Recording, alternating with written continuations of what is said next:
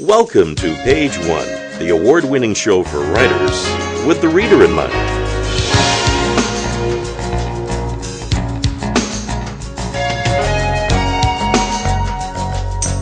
That draws the reader along, just like fiction.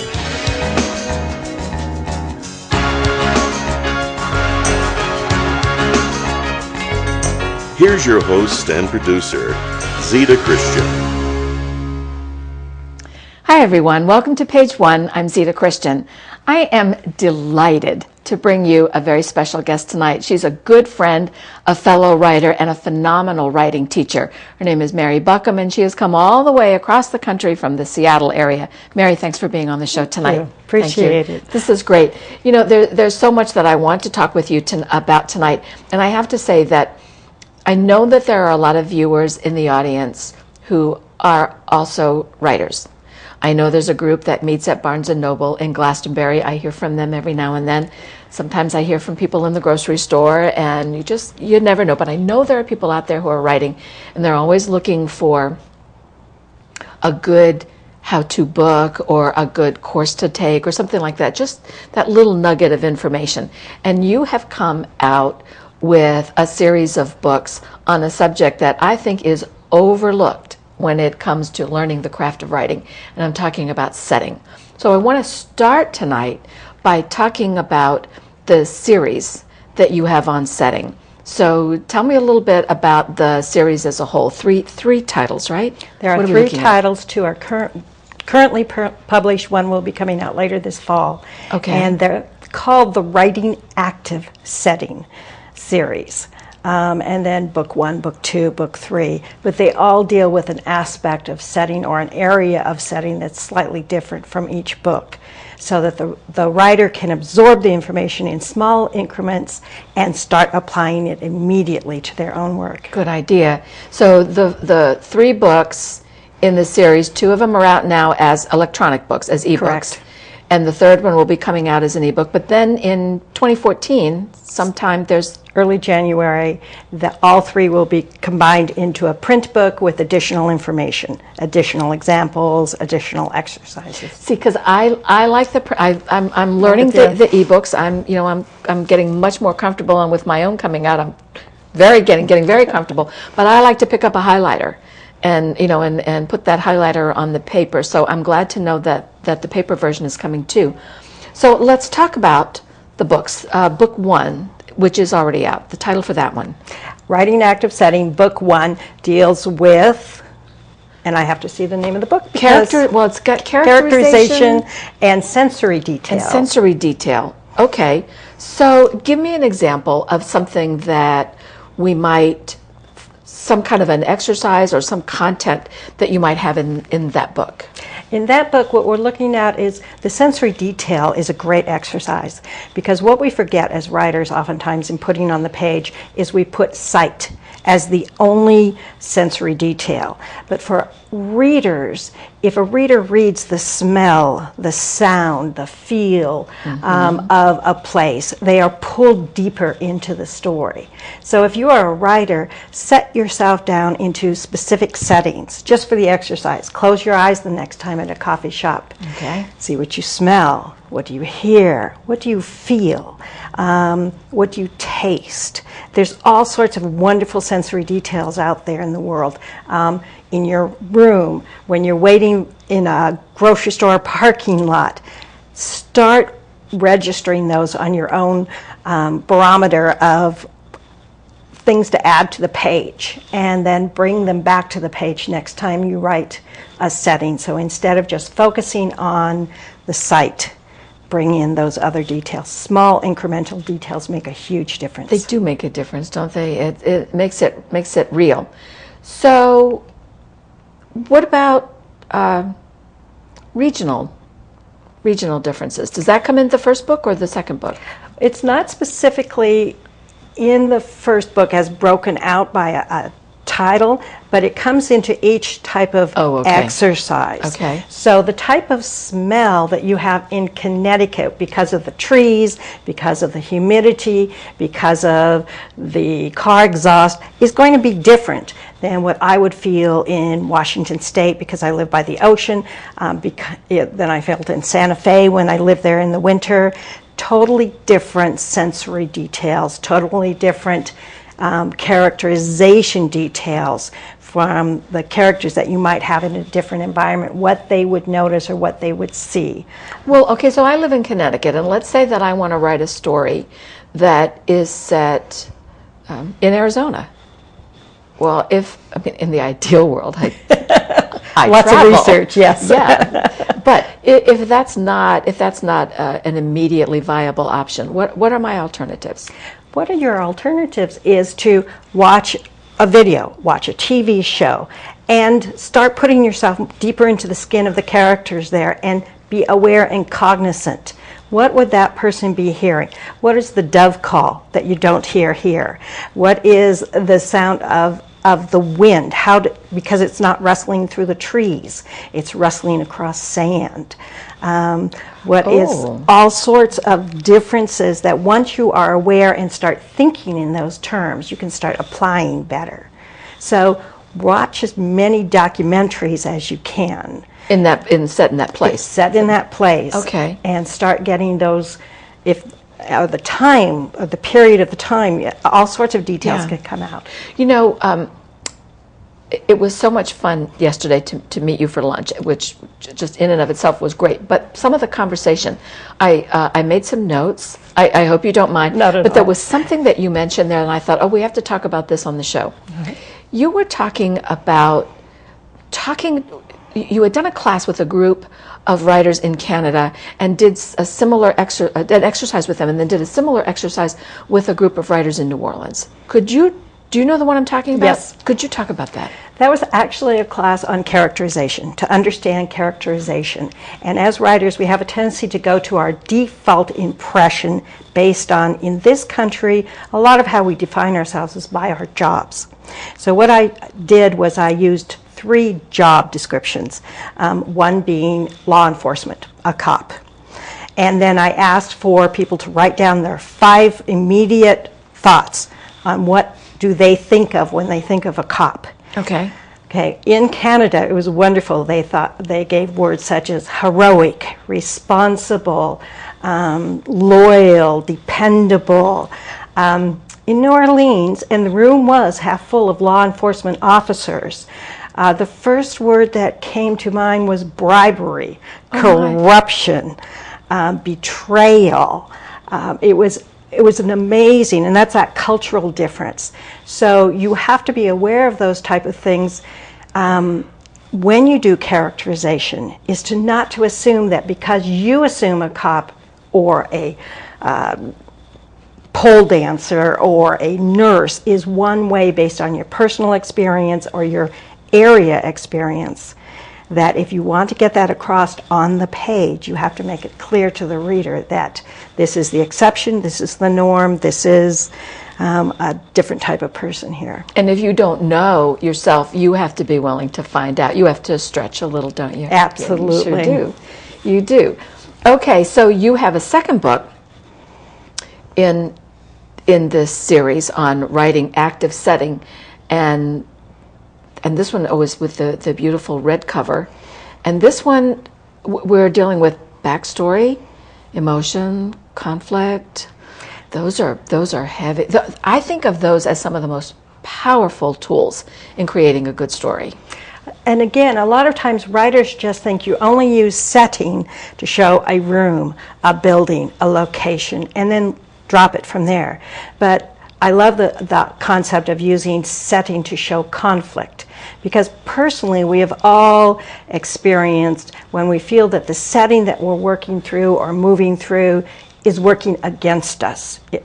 It foreshadows conflict. Mm-hmm. If I'm afraid about a meeting or worried about a meeting, then every little small step down a dark alley shows conflict. If I'm walking into a environment that is new to me and I have to be extremely aware of it, it can show my mental state, my emotional state.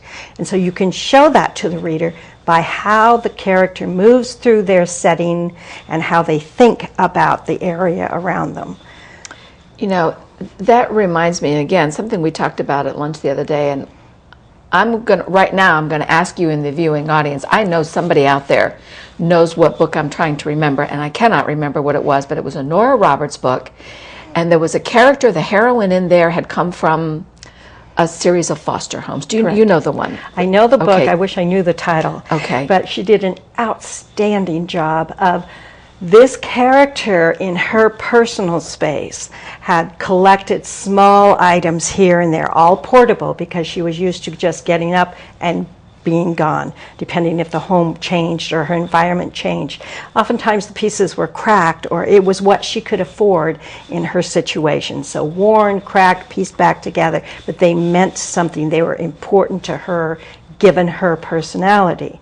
Then the mother of of her love interest came into the same room and saw the same items, and all she could point out to the heroine was they were poor, they were broken, they were very much like her. They Trashy. were discarded garbage. And that if she had any smarts and really loved the man, that she would leave him because she was only going to drag him down. So it was a beautiful use of letting the reader see the room, see the different personalities, and use that in both conflict, in backstory,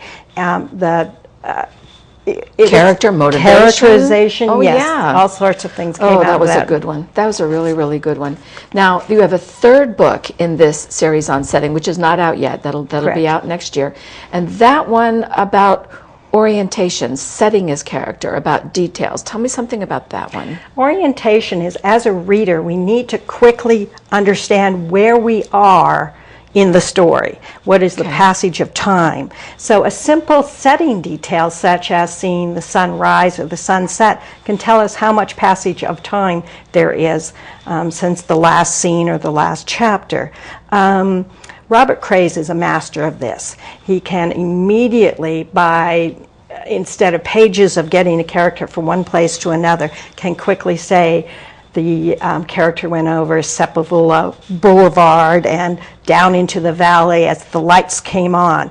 Right there we know, okay, it's getting towards dark. Right. We have an idea they're still in California, a sense of time and movement without spending a lot of page space. Okay. And again, I think that aspect of setting is one of those small things that many writers don't pay attention to. I know Charles Schlesinger, who is my agent with Branton Hockman in New York, one of the things he often talks about is, he'll say, Zita, look at the light. Where is the light coming from? Is the light going to disappear? What is the light doing? And I go, okay, remember, look at the light, look at the light. So, but it's all those little small things that you have to remember. Another subject I wanted to talk with you about that you did a workshop on, fascinating and great response. That's the whole idea of body language. Correct. And again, what all of my workshops deal with is how do you put on the page so that the reader can be in the story at a deeper level and experience the story.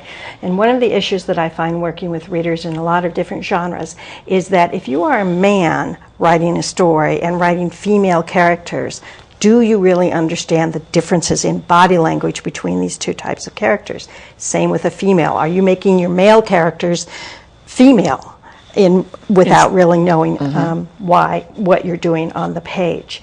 And do exercise. We look at all sorts of things, such as the fact that men make statements, women ask questions.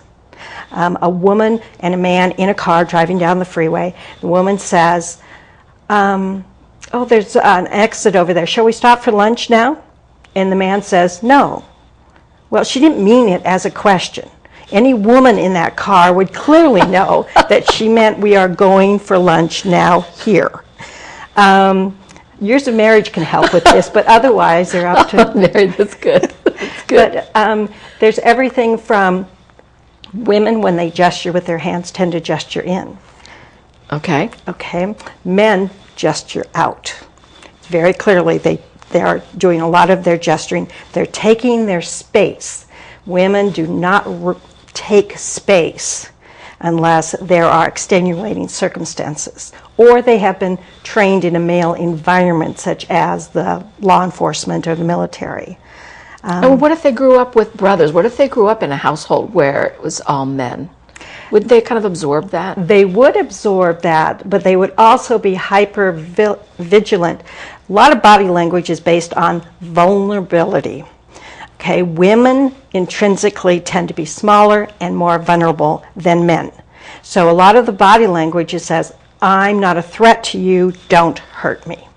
So a woman raised with boys may come across with some boy gestures, which wide stance, moving your shoulders, putting your arms out, but they're very sensitive to watching the nuances of others' body language, and they will quickly pick up that most women aren't using the same movements in public.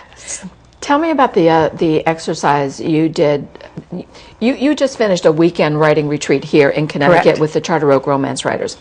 I want you to tell me about the exercise where there were different people in different occupations, and people are writing down a list of. Again, this has to do with our default perceptions of characterization. So because, except for 2 areas of the country, we define ourselves based on our job, what we do in our jobs. And if you don't believe me, retire. Well, where are these places where we don't? Northeast is one, and Charleston, South Carolina is the other. Really? Very much so, because then it's based oftentimes on where there's a huge difference between Glastonbury and Westchester. People know that it's based on location. Charleston is based on family connection and how long you've been there. Oh yeah, I know that. I know that. In other areas of the country, you introduce yourself, hi, I'm Mary, I'm a whatever. And when you retire, you say, I'm a former whatever, because we define so much. So what the exercise is to take 3 occupations. Okay. The example that I used is a cop, law enforcement, because we can be very specific about that, a Sunday school teacher, and a pole dancer. Okay. Jot down your first 5 ideas of what those characters are like, what those people are like. You jot it down. Like tell me, what kind of words are you talking about? Like strong, heroic, those kind of adjectives? Yes, responsible, cynical, burned out. Okay. I can usually tell who has recently been given a traffic ticket by the words that they come up for law enforcement. Pole dancer, exhibitionist, wild child, Loose morals, desperate, risk taker. Risky. Now, what happens when you take the word cop and put it over on pole stripper? So you switch the heads switch the title. Fascinating. Yes, switch the heading. And the other thing that you do is switch the sex. Because law enforcement is usually assumed to be male. Pole stripper is usually assumed to be female. So what happens when all of a sudden you make the pole stripper a male who is loyal, heroic, upstanding guy, or upstanding person, and you make the cop a risk taker, exhibitionist, female in that environment? Now you have some interesting characterization. You've really stretched the stereotype. Absolutely. You've totally gone away from the stereotype. Right. Now you have what editors and agents are often telling writers. We want the same but different. But same but different, of course. And then they don't know how to define that. Right. But that's a way to define it. Mary, I want to get into now something about your own publishing history, because we have some gorgeous covers here I want to show. And I know that you initially had published a romantic suspense with Harlequin that led to writing several other manuscripts. The line folded, so you wound up with the manuscripts, reworked, made them larger, turned them into this concept of urban fantasy, correct? Correct. Through indie publishing, you formed Cantwell Publishing. Correct. Okay, now I want to talk about, there was a statistic you mentioned to me at lunch yesterday. Do you remember the one I'm talking about? Yes. New York Times mentioned 83% of the American public wants to write a story. Isn't that amazing? We have story is so intrinsic to our culture. It's in our news. We always resort to story. It comes out of fairy tales and sitting around the campfire. So it's nothing new. The need to put it down and get it out to other people is nothing new. I want to talk about the series that you have. This the Invisible Recruits, the Invisible Recruit series, and there, I don't have graphics for everything. I have for most of them, but I skipped one. So there's one that is called Invisible Duty. That's a novella. Yes, correct. That will be coming out in a few weeks here. In sometime in June of 2013. Okay, Invisible Duty, and then there are the two full manuscripts, books 1 and 2 novels. Okay, so what's the first one? Invisible Magic. Okay.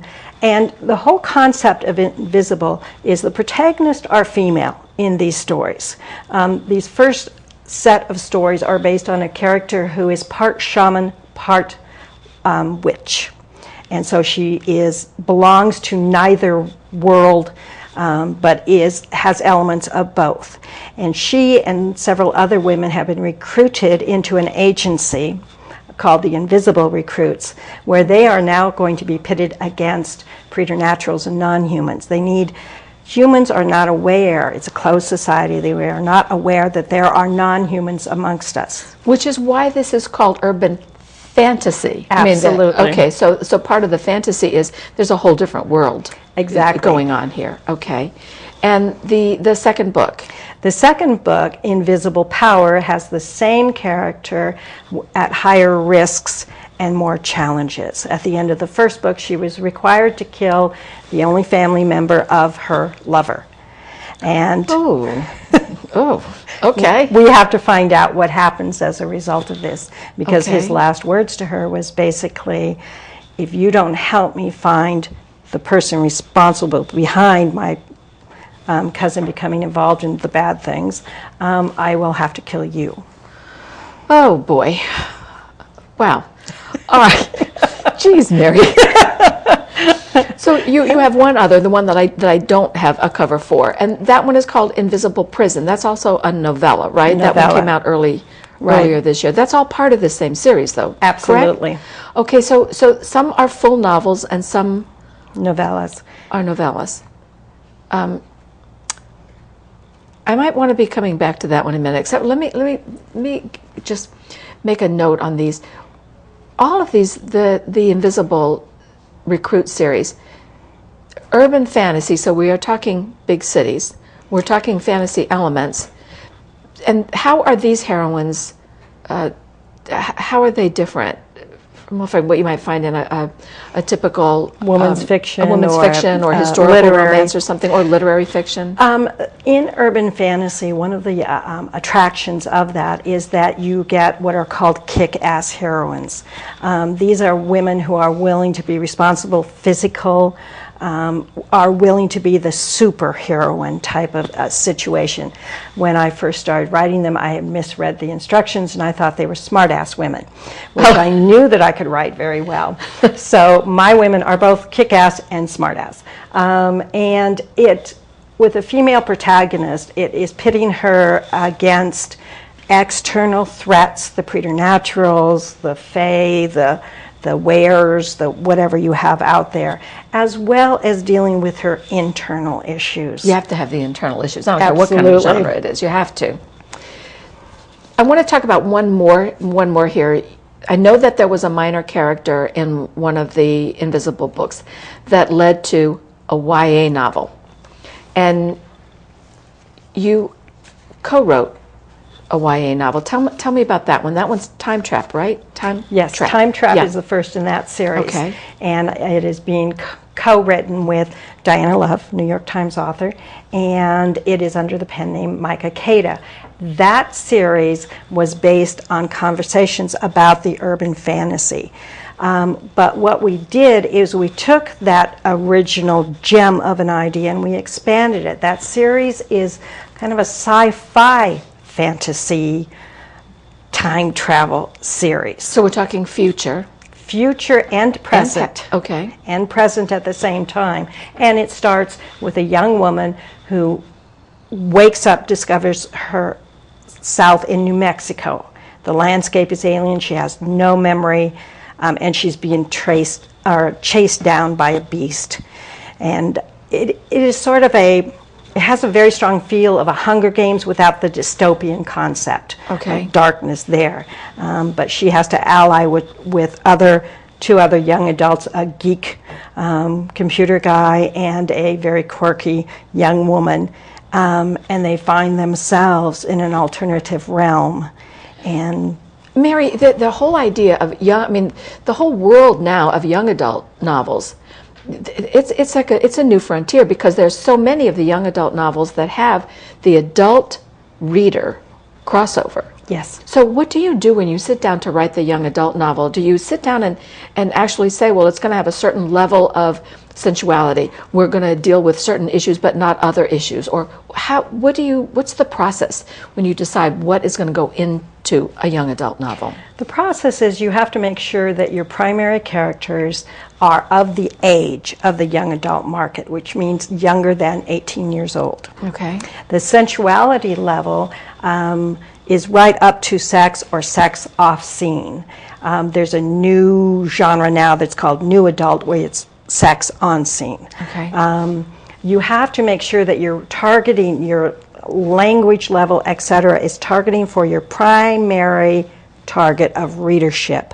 But at the same time, you want to make sure that it is a big enough concept that adult readers can find themselves drawn into this world. Okay. And it doesn't matter that the characters might be 16, 17, 18 years old.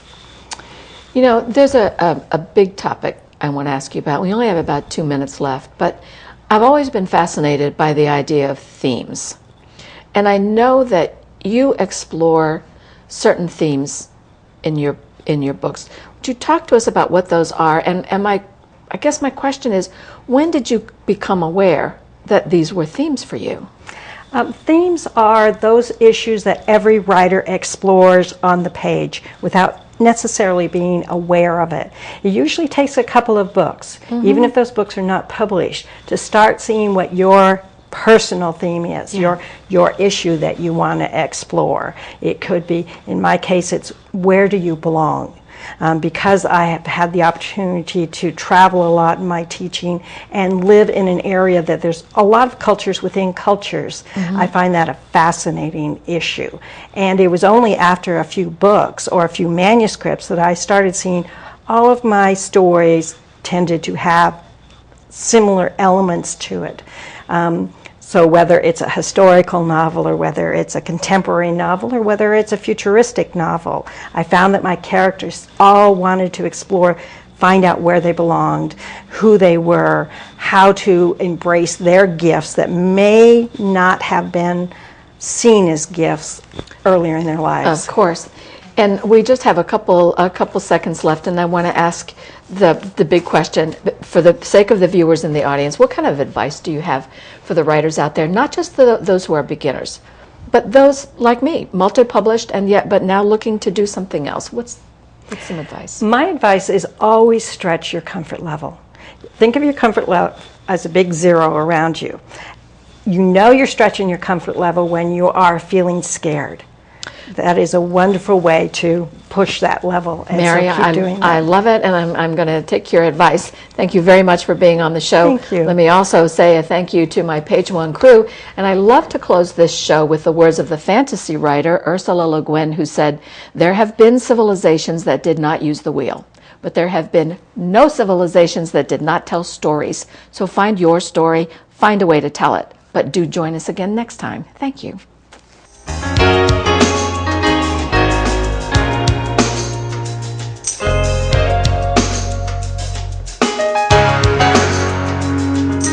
Food for the crew and guests is provided by Manchester Grill of Manchester, Connecticut, and Angelo's Restaurant of Glastonbury, Connecticut. We welcome your comments and suggestions. Please email Zita at zitatv.com or write to Zita Christian, Page One TV, P.O. Box 1515, Manchester, Connecticut 06045-1515. You can watch this and other episodes of Page One on youtube.com/Zita3x3.